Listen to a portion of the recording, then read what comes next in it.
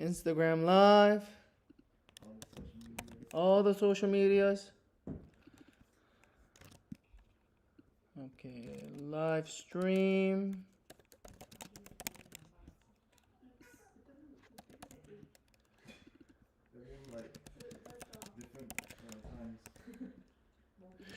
Okay. Okay. So number one, what is the right person myth? If I meet a right person, everything will be okay. Perfect. Okay, if I find the right person, then everything's going to be okay. Okay? Number two, why did the author say that commitment is overrated? Because that's not all. You need preparation, not commitment. Right. Anybody can commit. Okay, anybody can commit, but it doesn't mean anything. Like, for example, good example is like some of the guys, we're planning to do triathlon. Why are you laughing? Dang, she's like, she's like, triathlon. Anyways, anybody can sign up, right? That's committing, but it doesn't mean anything. Okay. So what did he suggest that we do instead? Preparation. Prepare. Okay. But everybody's out there. I'm ready to commit. I'm ready to find a girlfriend. I'm ready to, I'm ready to get married. I'm ready to, but they don't prepare. According to the author, how do we actually find the right person then?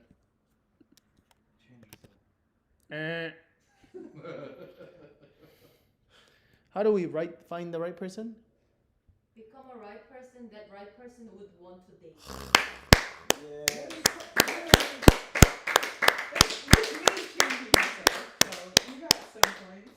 I'll give you a C for that.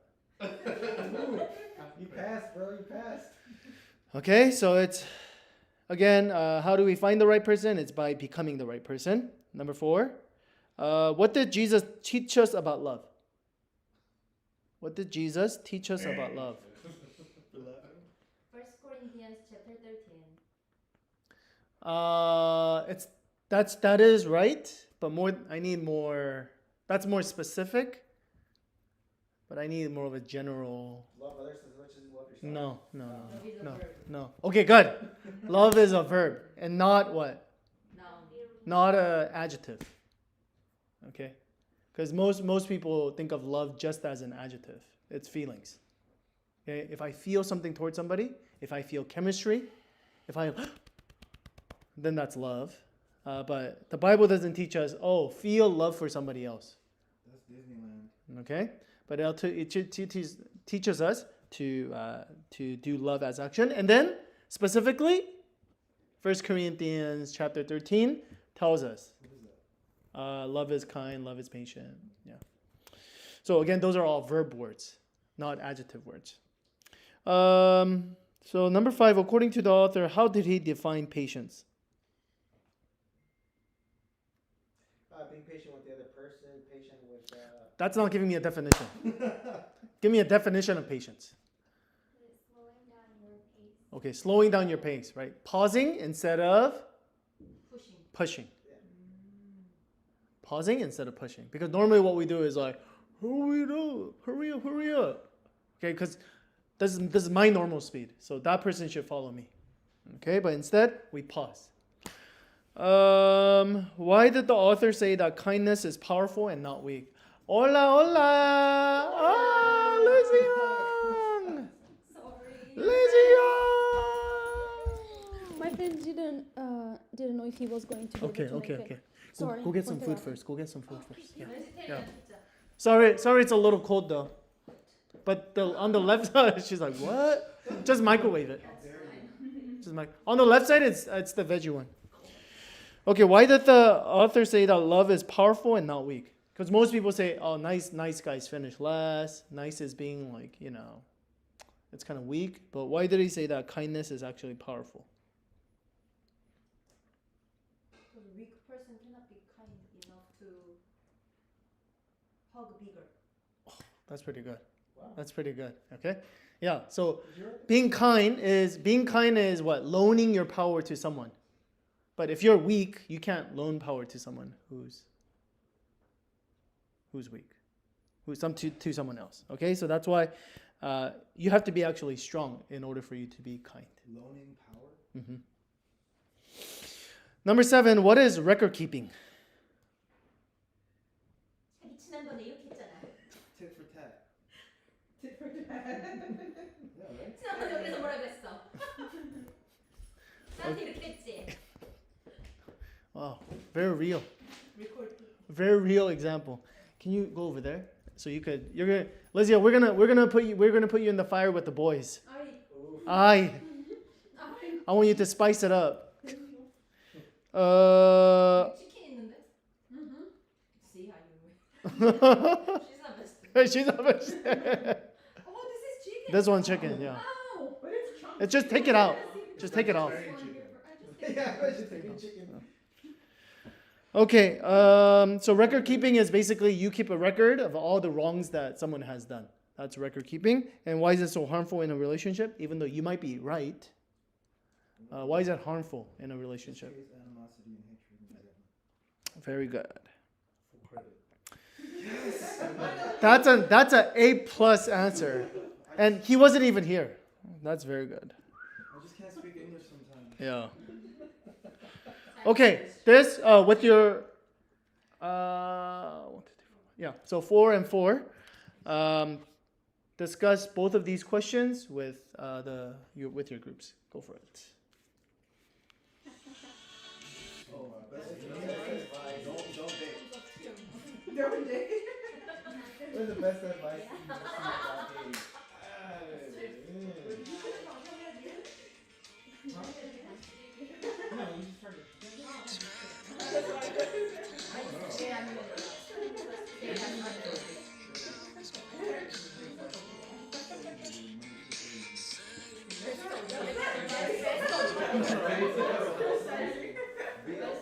What you want. I think was the best advice. Don't like. You guys are the same. Yeah, like stay straight up what you want out of it. Always Yeah, remember. yeah, and you know your kids. Same team, same color.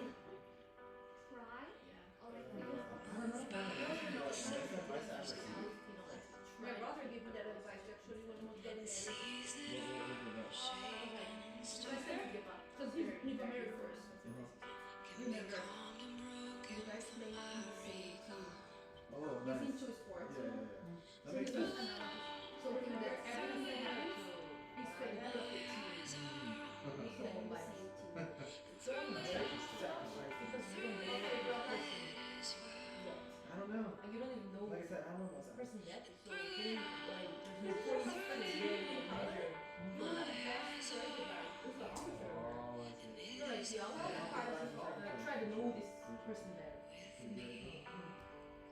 So that's why for number 2, I would say like you have to be upfront with what you want out of a relationship. Yeah, that one. Straight away. What? The best advice you can give to somebody is to be upfront. What you I want. would agree with you on that. Yeah.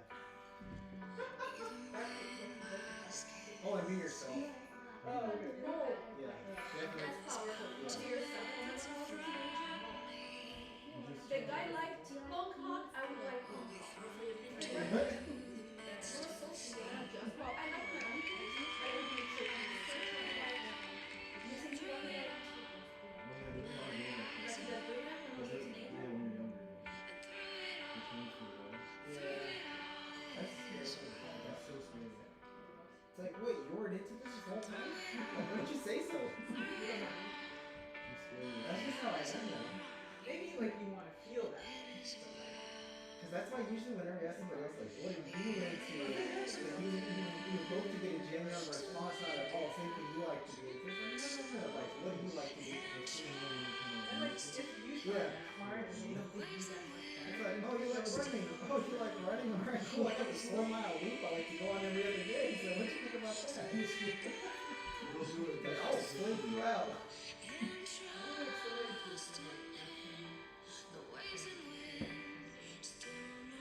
You like running, huh? No. What are you trying to 7 p.m. every day?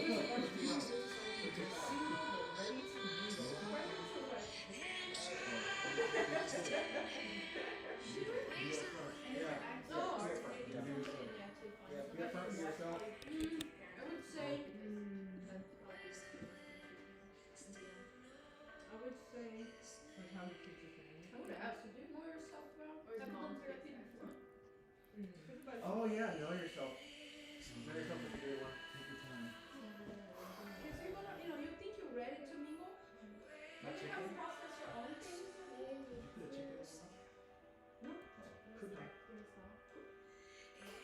She's trying to find your. She's trying to.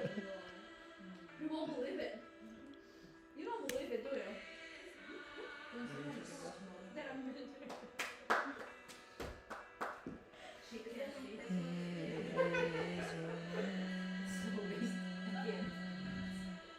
What if it did turn into love? So how would you say that? What else I could tell somebody? Also, don't let people spend fighting.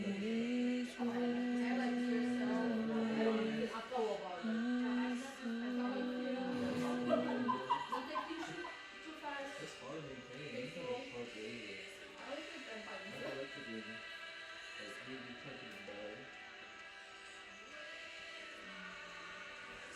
ball. All right, y'all ready?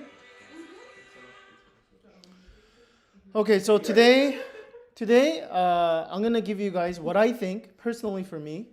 Okay, is if I was single, I would have said this is the craziest advice that I would have ever received, and I would have said there's no way I would have done it. But now that I'm married, I would have said this is the greatest advice ever. Okay, I'm Okay, curious.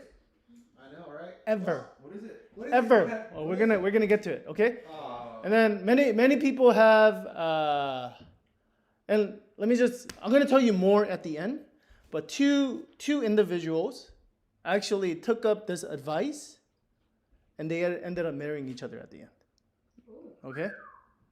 So I'll give you guys more on that. Okay? But that doesn't mean if you do this that you're going to get married. I'm not saying that. Okay? But we'll get there. Okay. Okay, so we talked about all of these things. If I were you, whenever I address the subject of sex, we actually haven't talked about sex. We're going to talk about this. We're going to talk about sex after singleness. Marriage and relationships. We talked about marriage, relationship, and then sex at the end. For years, I've challenged singles and students at the end. So I want to do the same for you. As we conclude our time together, we're not concluding, but at least for the book, I want to give you my hard sell. Beginning today, take a year off all romantic and sexual pursuit. Okay, that's the advice. That's the greatest advice. That's the advice. They taught me that in rehab. Okay, we'll talk about that more, okay? Take 1 year off all romantic and sexual pursuits. We'll talk about that a little bit more. Trudy, if you could go to the next one for us. As I said, I have been issuing this challenge for years. To my knowledge, no one has died or been seriously injured because of it. No one has reported that the sexual sabbatical was the worst year of his or her life. I heard just the opposite. A college student told me his year off probably saved his life. Literally every week, I get an email, letter, messages, or mention from someone somewhere in the world telling me he or she just completed the 1 year challenge. Okay, let's continue on. I was kind of the people who've walked up and thanked me and then gone on to tell me about or introduce me to their spouse. According to them, they would have never met had it not been for their year off. To be clear, I'm asking you to press pause on all things romantic or sexual for 1 year. No dates, no hooking up, no overnights, no nothing. Why 1 year? Because I don't think I can convince you to take 2. Questions more frequently asked in relation to this year of unromantic living are: what's to be gained? What's the payoff? What could be worth a year without sex or dating? Okay, so that's what we're gonna go to next. Okay, so you guys kind of understand what the premise is, but what's the purpose? Why? Why do this 1 year? Because some people, whenever they hear this, they're like, "I've been doing 10-year break." 13 years, baby. 13-year break. Not by choice. Okay, but you have to understand. Okay, that's not what we mean by 1 year break. Okay. I mean, if I say like I've never gotten in a car accident for 13 years, but it's only because I never drove. It's like saying that. Okay? That means absolutely nothing. Okay, that means absolutely nothing. Okay, just because you couldn't get a boyfriend or girlfriend for 13, not Richard, but 10 years or whatnot. Okay, that doesn't mean that you're doing this challenge. Okay, it's not about just pausing, but it's about doing something because you're doing the pause. Does that make sense? Yeah, it's being intentional. Okay, that's the important part, okay? And that's what we're going to get to. And we're gonna see what's the purpose of it then. Hannah? The answer is clarity. Remember when you were a bit younger and you went through your boy or girl craze stage? Remember your mom warning you about certain kinds of girls or boys or girls? Remember how long you rolled your eyes and ignored her? Remember when it dawned on you that she was right? Your mom had two things you lacked as an adolescent: objectivity and experience. She had clarity. And this is not just with parents. It's like you bring certain guys or girls over to your friends, and your friends are like, nah. Right? But you're like, but he's so good looking. Or like, she's so pretty. You know, oh, I know she was crazy, but she's not anymore. You know, things like that, you know? But all your friends, they're like, nah, no, they're not good. And then later on, like after like the relationship didn't work out, you're like, yeah, they were right. But how come you don't know? Because when you're in it, you lose clarity. You don't see anything. That point's so good, Pastor. You know, you lose everything. If your friends are seeing Yeah. that you're with somebody that has nothing to do with you, it's because you're already not in a good place. Yeah. But that's what happens. It's not just, you know, that we all have experienced that, right? Whether it's financial, a lot of decisions we make, we're like, no, I'm good. Like, this is going to work out. And then everybody else is like, nah. Okay, let's keep going.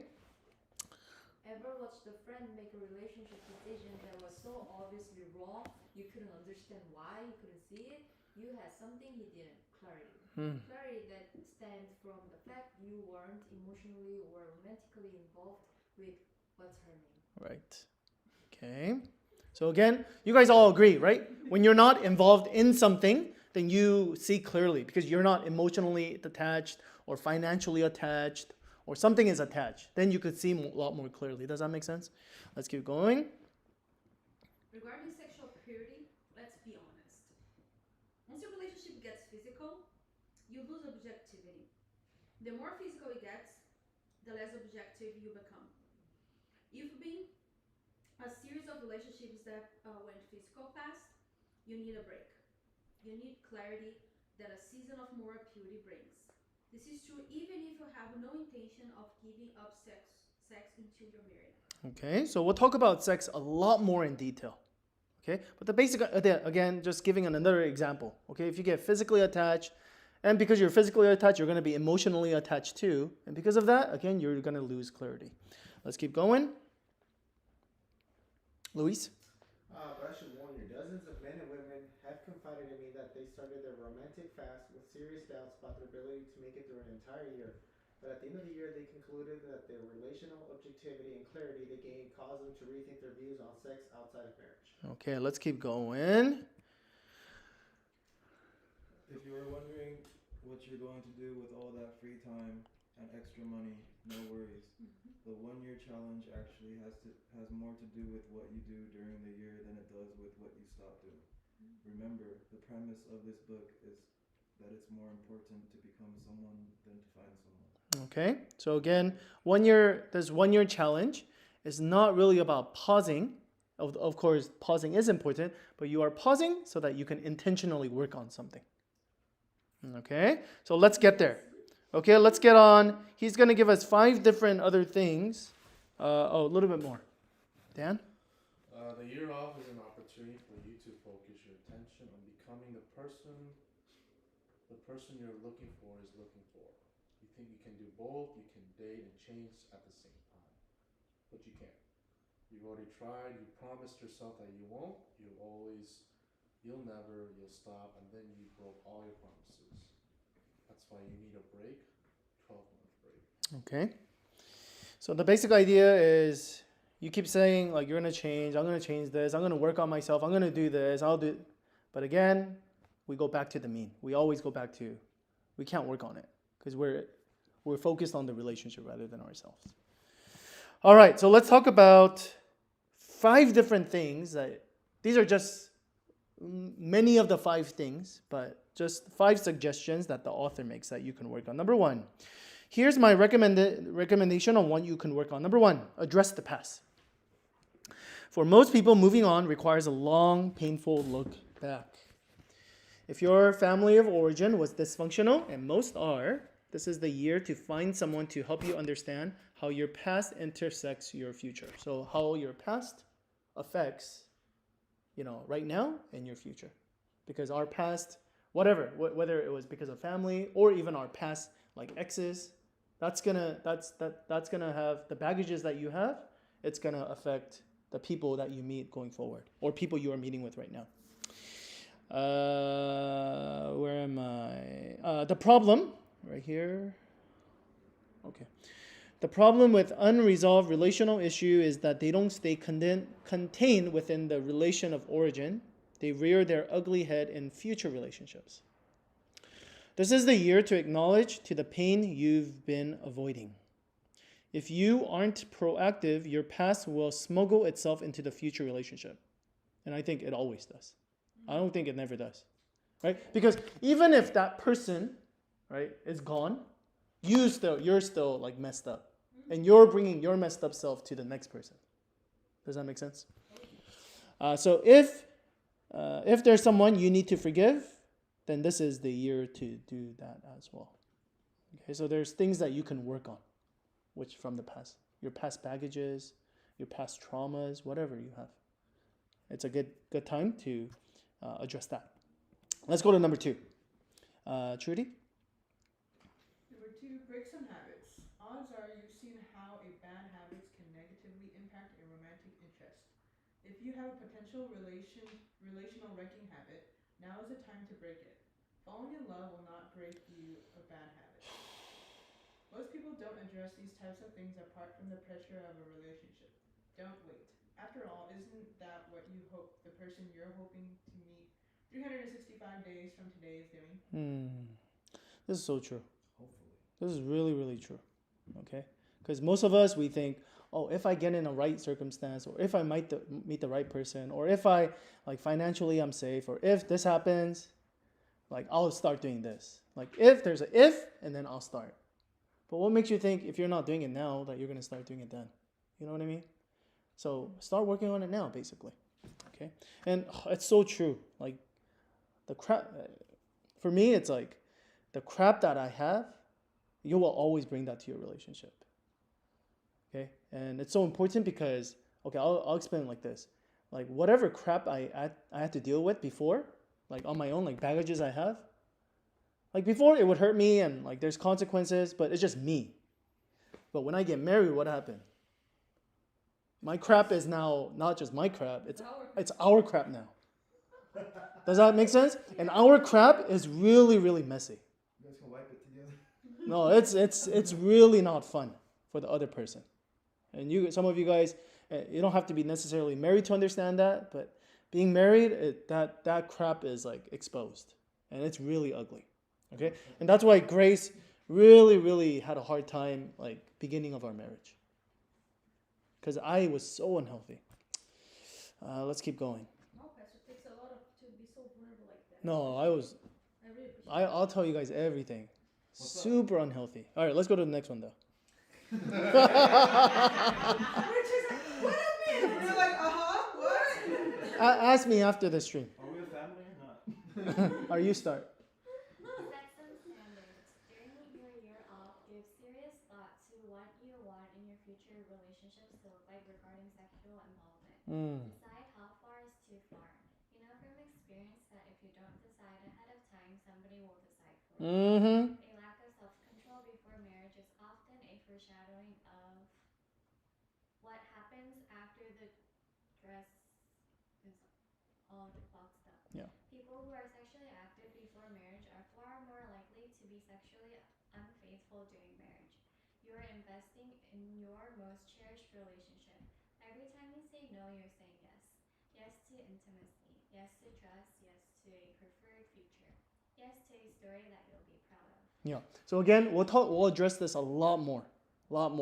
Okay, why? Specifically, why is the Bible so like, it seems like it's so strict on sex. So we'll talk about the dangers of why God wants us to have sex within marriage and why it's so dangerous to have sex outside of marriage. We'll talk about that a little bit more, okay? But the basic idea is if you don't set standards, if you don't like put boundaries, then trust me, guy or girl, whoever you're dating, they will always push that boundary. They will always cross over. Okay? So you better make sure that you set some boundaries right now. Okay. Next one. So how far is too far? here are some questions you need to help you decide. If your future love is out there somewhere wrestling with the same question, how would you want him or her to answer it?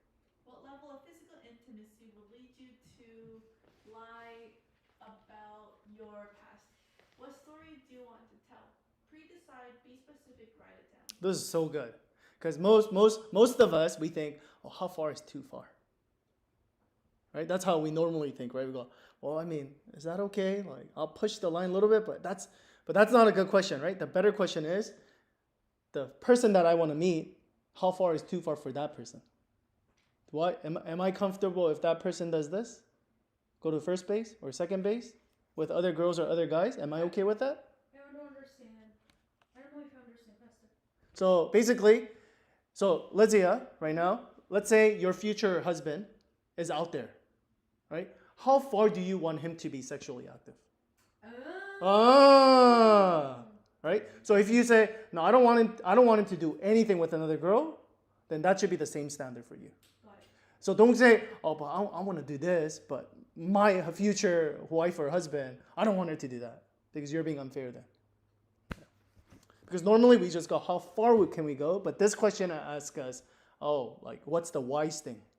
Okay, what do I really want? So again, pre-decide, be specific, write it down. Okay, because even with writing down, it's super hard. Okay, especially when like chemistry and like emotion, all that gets involved, it's easy. It's like you're like jogging the line afterwards. Okay, so you gotta put some barriers before, because it's real hard.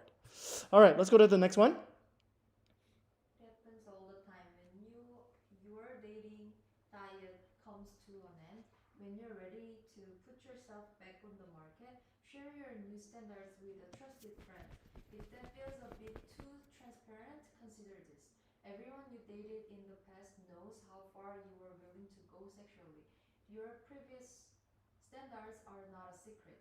Now that you're moving forward, why not share your new standards with someone who can hold you accountable? Okay, so it's basically saying, like, let's say you made some kind of line. You're like, I'm not gonna, for my next relationship, this is the boundary. Basically, tell your friends about it. And then you go, oh, but that's, that's like private stuff, like sex.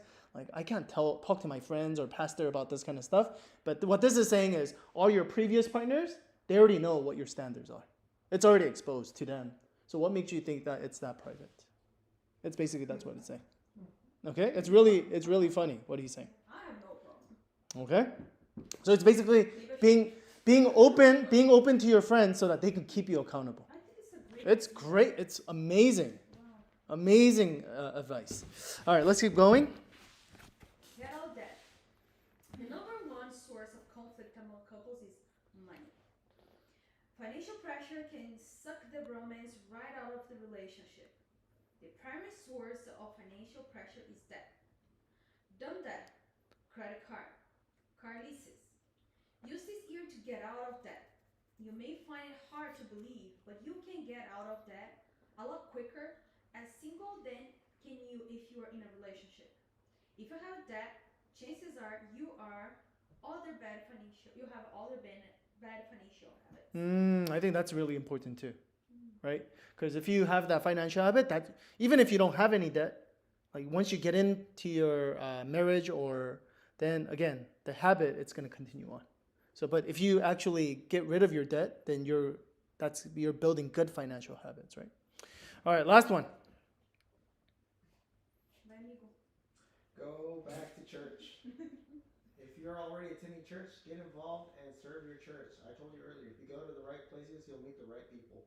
One of the right places where you may meet some right people is a good church. Remember, this is a year to become the person you're looking for is looking for. This is a year for renewing your mind and gaining moral clarity. This is the year to forgive and to ask for forgiveness. Reconnect with God if you've drifted from Him. You can only truly learn how to love others by being loved first. A good church will support you in all those pursuits. So find a church you enjoy and get involved. All right. Okay.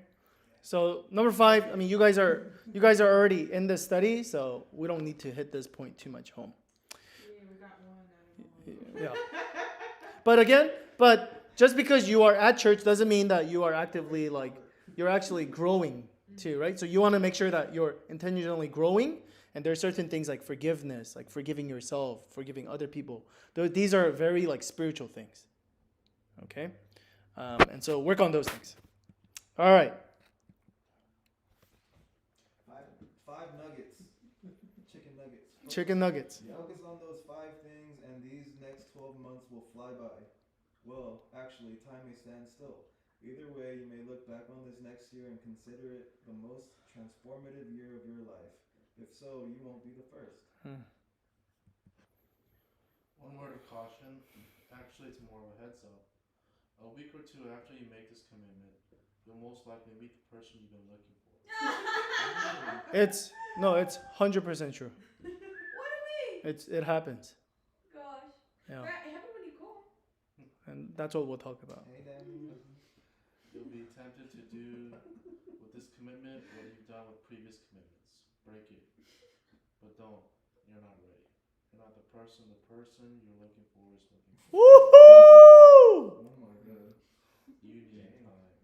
Yeah, very true. Okay, this is very, very true. Yeah, you're making good headway. You're like, yeah, I'm gonna be really intentional, and then that girl or that guy will show up, and you're like, oh Lord, It's short. oh Lord, yeah, have mercy, oh Lord. Okay, I'm gonna give you a case study of the two people. So I did this study in Sacramento, and I got permission from them to share their story. Okay, so Jeremy, he wasn't in a relationship, but he had gotten out of a pretty serious relationship, and it took a lot away from him. Okay, Nicole, she was actually dating at the time. Okay, but she was dating, I think, for 2-3 years, I think, by that time, but it was kind of long distance. Okay, but Nicole, she would always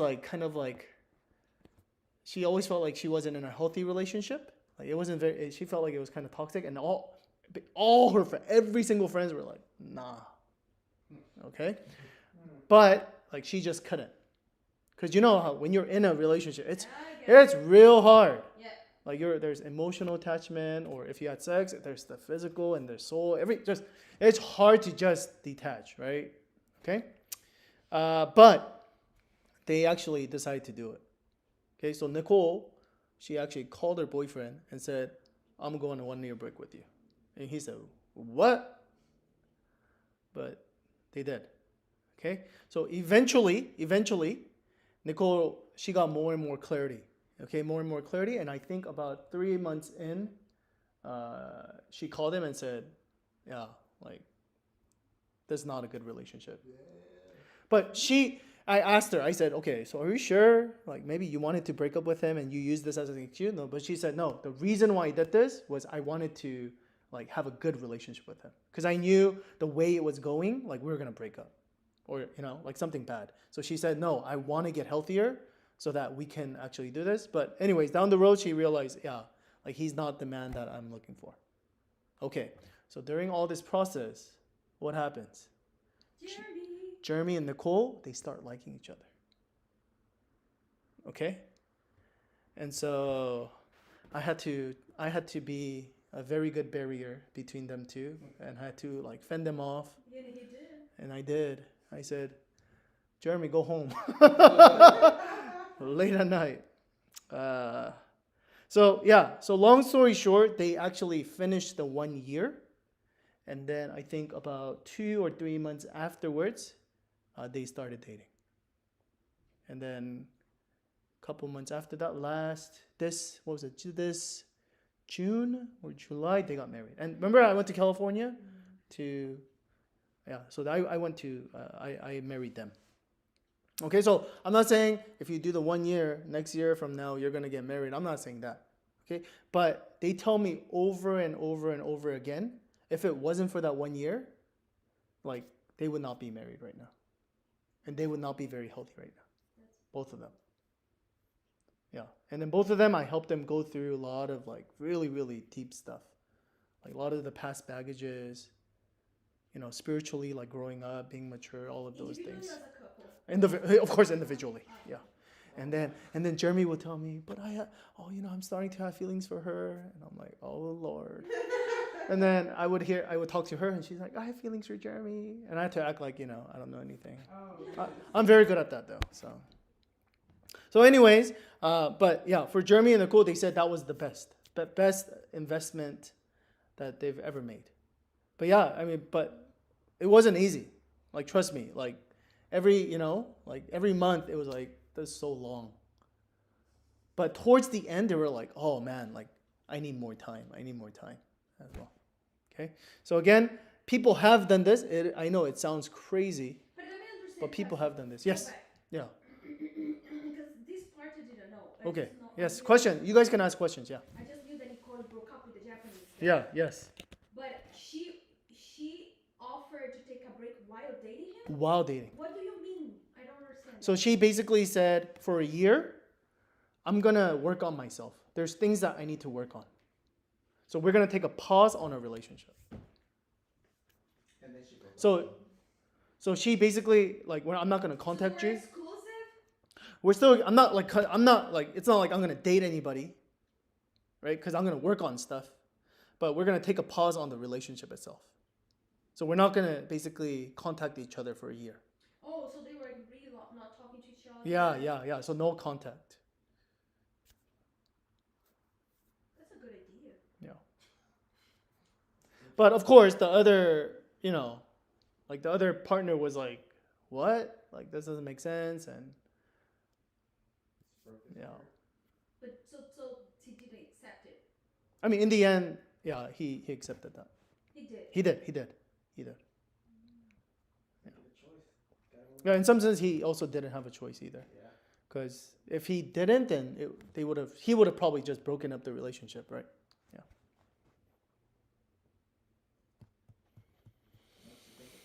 Yeah. So yeah, Nicole, I was very surprised. I didn't think that she was gonna do it because she was actually in a relationship, but she still did it because she felt like. Because that's one thing. They're not suggesting that. They're suggesting for you to take that break without being in a relationship, right? Yes. But also, if you are in a relationship, I think this also works as well. It's tremendously difficult, obviously, right?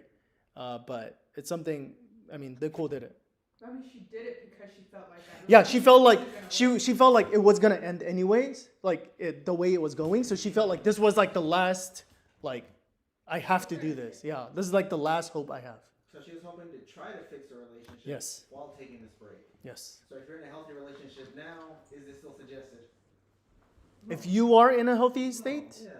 If you're unhealthy. I mean, if you feel like you're healthy, you don't have like these specific, like these 5 things. Like basically, if you feel like the right person that you're looking for is looking for someone like you, then yeah, absolutely, you don't need to do this. Yeah. But if you feel like I still have a lot of stuff that I need to like So if you figure have out. doubts, then this fits the bill. Absolutely, yeah. If you feel like you're unhealthy, if you feel like for me, I'll give you an example. Like for me, I went from like literally relationship to relationship, and I was so bad Yeah. because I basically never like dealt with stuff, like dealt with any baggages, any emotional stuff. It's kind of like when you're going, like all that pain kind of like disappears a little bit because it's like the next person, it's like it's so fun and everything's like so great and it's like The drug. yeah, it's like kind of like a drug. Next high, and then when it's about to come down, and it does come down, like I never left enough space where I like totally crash and burn, And withdraw. and withdraw. Yeah, exactly. But when you do that 1 year, you really withdraw. That's a withdrawal. Detox? Yeah, you're really detoxing. That's cool. Yeah, and you have to deal with these things. But the thing is, like some people who they're not in a relationship perhaps after they broke up, but they're always like constantly looking for somebody. But because of that pursuit, they're not working on stuff. Does that make sense? Yeah. So they might not be in a relationship, but because they're always like, oh, I'm gonna find that guy or I'm gonna find that girl, that it's kind of like it gives that it helps them to forget about like their own stuff. Yeah. But this, like you're being intentional. You're saying for a year, I'm just not gonna even think about that. I'm gonna work on myself. Then it's just like all that stuff that you've been ignoring and stuff. It's just like, yeah. So this is definitely not easy. So I suggest if you really decide to do it, okay, make sure that you have some kind of friend to keep you accountable. Because I've seen other people who decided after the study, like, I'm gonna do it. Good thing with Jeremy and Nicole was that they said, they came to me and said, keep me accountable. But there were some other church members that wanted to do it, but they said, quote unquote, they did it, but they didn't really get anything out of it because they didn't have somebody like keeping them accountable. Okay, so for you guys, if you want, I'm not asking any of you guys to do it, but if you think, because I think this is great, but if you're willing to do it, then I will. If you guys want somebody, then I will keep you guys. Make sure I keep you guys accountable. Okay, but if you don't feel comfortable with me, no problem. Find a girlfriend or another mentor you have, your counselor, whatever, advisor, and have them. But the thing is, you got to at least once a month, like, keep talking to somebody. Oh, these are the things I'm working on, and these are the things I'm going to work with. Does that make sense? Because if you don't do that, then you kind of lose focus, and at the end, you're kind of like, oh, why am I doing this again? Or it's like, what was the point of this? Yeah. So because even for Jeremy and Nicole, even though I was talking to them, it was really easy to lose sight of it. Yeah. All right. Any other questions? Clarification? Yeah. Question. I Yeah. guess more or less, is this kind of like just taking time off for yourself, really? If you want to put it like that, yes. Oh, okay. Yeah. Yeah. Just kind of just looking at. Yeah. It just. I think Like, it's a back lot. away from Yeah. all So the definitely. time for you. It's definitely time for yourself, but a little more than that, because some people can take that as like, I'm just gonna chill. I'm just gonna like lay down and like just watch, like, love myself, kind of like, I'm just gonna do whatever I want, kind of thing. But that doesn't mean that you're healing, right? Yeah, So there's definitely. specific things that I think you need to like really work on that will set you up for your next relationship. Yeah. So, but definitely, yeah, it's really time for you to better yourself, if anything. Yeah. Okay. All right. Let's go to our review and discussion question, and then we'll finish.